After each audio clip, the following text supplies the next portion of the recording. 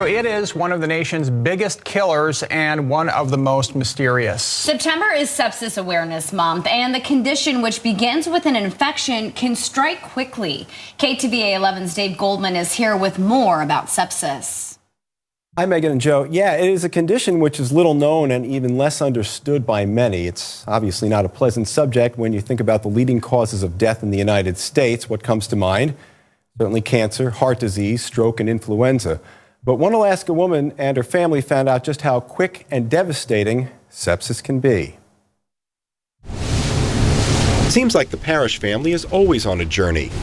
Even getting to Ann and Al's cabin in Big Lake takes some doing.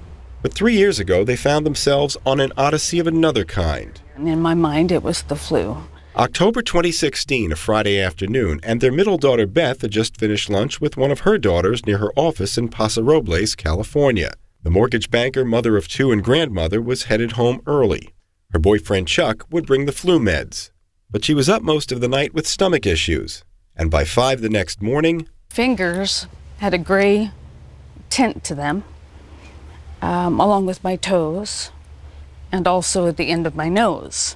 Still, she lobbied against a visit to the ER. I walked in to the hospital. I walked in thinking this is a waste of time. I'm going to sit here for 3 hours. I'm fine. Within 60 minutes, she lost consciousness. And 24 hours later, she was in a coma. And then we got the phone call that we better get down there. Racing to the hospital, Al got a speeding ticket, though the cops eased up after learning why. And when he arrived, his daughter, a healthy, vibrant 52-year-old woman, was on the brink. Her family came pouring in for what might be goodbye. I'm sorry, David, this is the hardest part for me, because Al and I both knew that when you're as sick as Beth was, and they put you in an ambulance, and they move you 45 minutes, sometimes you don't make it. And our whole family stood around that bed, holding her hand and each other's, and individually and as a group prayed for her. The diagnosis? Sepsis. Up until this happened, I had never even heard the word. Sepsis is a syndrome that's a result of an infection that causes a dysregulated host immune response. Dr. Roy Davis served at Providence Hospital in Anchorage for 35 years.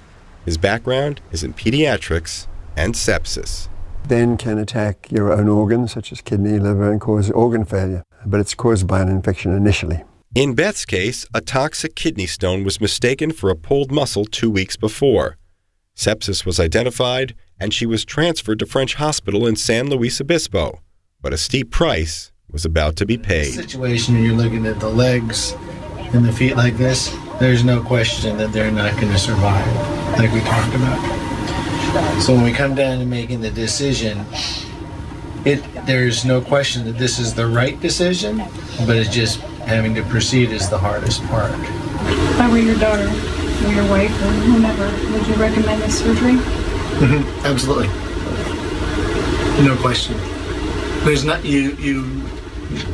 there's nothing to salvage below. And at this point, it's defined itself. This is what Beth's feet looked like on the day they amputated. I lost both of my legs below the knee. So I have prosthetics that come just below the knee, my arm below the elbow, and 3 fingers on my left hand. I remember while she was in surgery, I went out and walked the parking lot and realized we have a daughter with no feet, no right arm, and only these 2 fingers on her left hand. And thought about brushing my teeth and what her life was going to be like. You know, bad stuff's going to happen, and what happened to our family was really horrible. But you got to try to figure out the good stuff, because otherwise you don't make it to 3 years later when you get to have legs. Go, go, go, go. Come on. Use that arm. Pull. You got it. I'm trying. No, it's almost up. You're almost there. Pull. I'm going to help him go. Thank you. Nice job. 3 years ago, we weren't sure she was going to be able to ever breathe again, let alone walk again. After nearly a month in ICU, 60 days in the hospital, an unbreakable spirit filled the spaces of those missing limbs. It was December. Beth was going home. And this is the outside world. Do you remember this? Oh my God, this is what it looks like. She was our Christmas present that year. Good. She had this huge desire to ensure that she walked down the aisle when her youngest daughter got married. Yep. Al and Dr. Davis go way back, as friends and colleagues. While Roy was chief medical officer, Al was the CEO for 11 years. Though he didn't treat Beth, they spoke often. And years before, Roy helped save one of the Parrish grandchildren born prematurely. He's now with a startup company called Immune Express, searching for new ways to identify sepsis. Rather than looking for bacteria in the blood, which is very variable, which is the gold standard at present of sepsis diagnosis, we're looking at how the host responds. Her short-term memory lags. She has brittle bone disease. Her return to banking is uncertain. And yet, You know, I think I have enough pepper.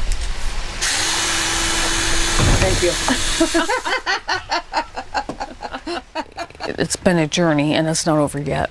thanks to a hospital visit, she nearly skipped. The thought of getting medical help should be more prevalent. An hour later, she would have passed away. This summer, just the Parrish Five are together at the lake for the first time in over 30 years. They even went to the fair. Can you build me a couple of these when you guys come to pass out? Okay, I can do that. It's a life altered, but still hers, to be cherished and shared. It brought the family so much closer. 1% of the people who have sepsis as bad as our daughter survive.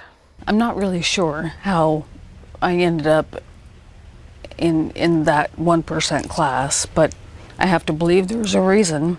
It goes back to her tenacious, fearless courage.